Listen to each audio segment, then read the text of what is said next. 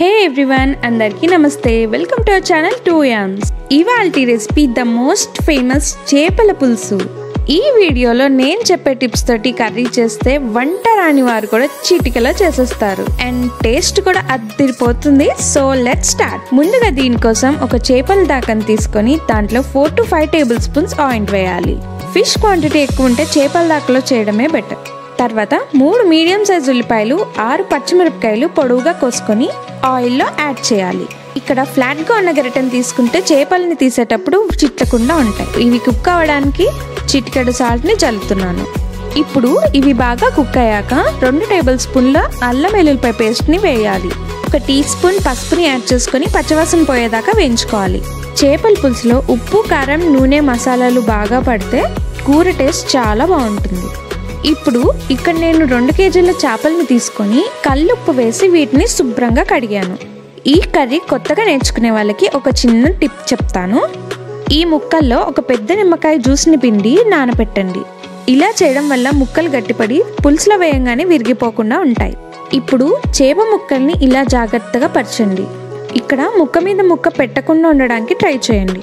ఇప్పుడు పులుసు కోసం నా చేతి నిండా గుప్పెడు చింతపండుని తీసుకొని 10 నిమిషాలు నానబెట్టి ఇలా గుజ్జుని తీసాను. ఇక్కడ 2 కేజీల చేపలకైతే నేను ఈ వీడియోలో చెప్పే మెజర్మెంట్స్తో చేస్తే అన్నీ కరెక్ట్గా ఉంటాయి. తర్వాత చింతపండు నీళ్ళని తీసుకొని ఇలా వడగడితే చింతపెంకులు ఇలా డస్ట్ ఏమన్నా ఉంటే అన్నీ బయటకు వచ్చేస్తాయి. ఇలా పులుసుని పోసుకున్నాక ముక్కలన్నీ సగానికి పైగా మునిగేలాగా వాటర్ పోసుకొని 3 టేబుల్ స్పూన్ల కారంని యాడ్ చేయాలి. అలాగే 2 టేబుల్ స్పూన్ల కల్లుప్పుని కూడా యాడ్ చేయాలి. కల్లుప్పుని మరీ ఎక్కువగా వేసుకోకండి, మీరు లాస్ట్లో టేస్ట్ చూసుకొని మళ్ళీ యాడ్ చేసుకోవచ్చు.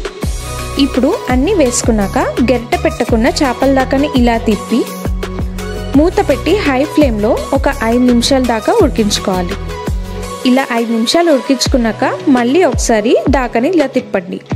చేపల కూరలో ఎప్పుడు కూడా గరిటె పెట్టకూడదు, ఒకవేళ పెడితే చేపలు చిదిరిపోతాయి. ఇప్పుడు మళ్ళీ మూత పెట్టి 5 నిమిషాలు హై ఫ్లేమ్లో ఉడికించుకోండి. ఇలా 5 నిమిషాలు ఉడికించుకున్నాక మూత తీసుకొని 2 నిమిషాలు హై ఫ్లేమ్లో ఉడికించాలి. ఇలా చేస్తే గ్రేవీ అనేది చిక్కపడుతుంది.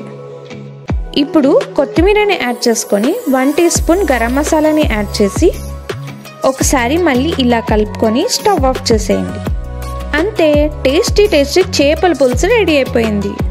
చూసారుగా ఎంత ఈజీగా చేసేయచ్చో. మీరు కూడా ఈ టిప్స్ తోటి రెసిపీని ట్రై చేసి ఎలా వచ్చిందో నాకు కామెంట్ సెక్షన్లో తెలియచేయండి. మరిన్ని రెసిపీస్ కోసం YUMMS ఛానల్ని సబ్స్క్రైబ్ చేసుకొని పక్కనున్న బెల్ ఐకాన్ని క్లిక్ చేసి ఆల్ ఆప్షన్ క్లిక్ చేయడం మర్చిపోకండి. Thanks for watching.